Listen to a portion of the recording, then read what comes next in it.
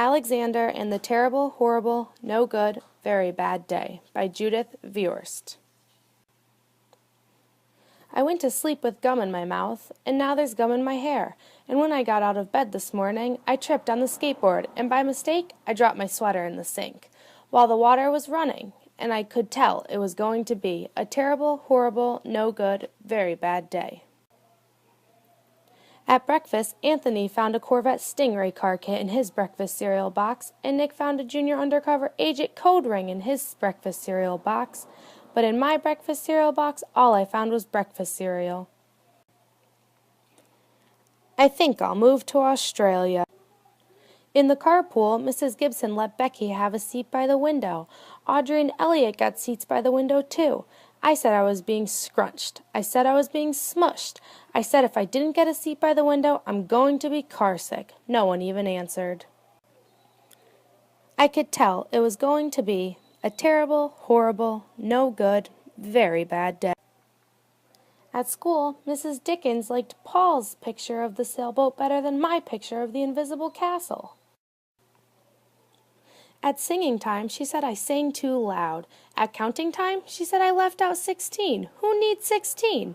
I could tell it was going to be a terrible, horrible, no good, very bad day.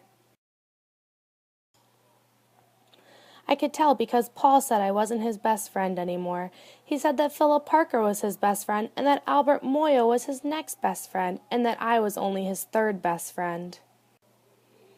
I hope you sit on a tack, I said to Paul. I hope the next time you get a double-decker strawberry ice cream cone, the ice cream part falls off the cone part and lands in Australia.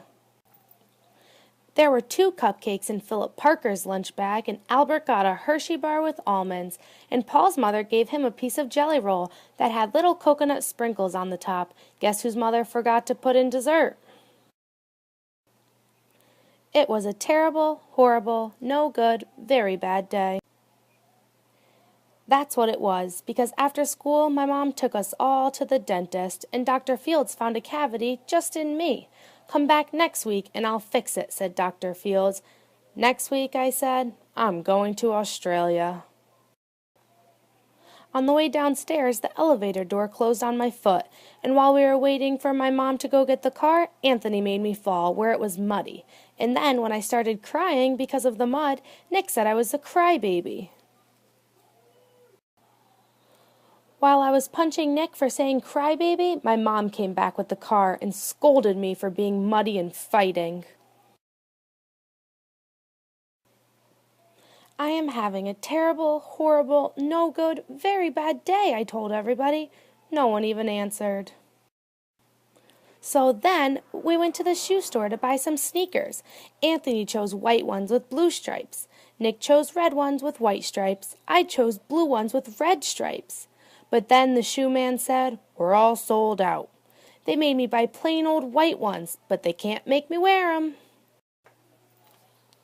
When we picked up my dad at his office, he said I couldn't play with his copying machine, but I forgot. He also said to watch out for the books on his desk, and I was careful as could be, except for my elbow.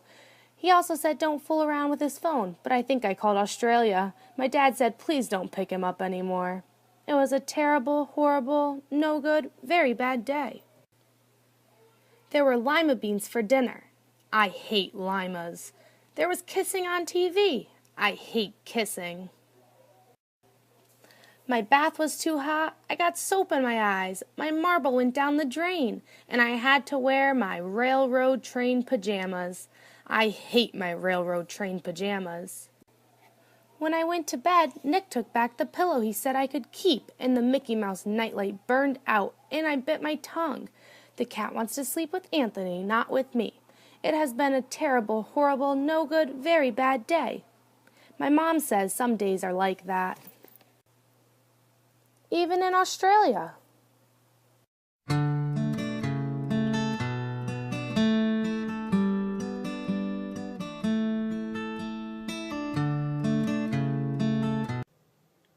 Hi, my name is Mariah Vermette. I'm going to the University of Hartford as an elementary special ed major. I made this video and I hope you enjoy it.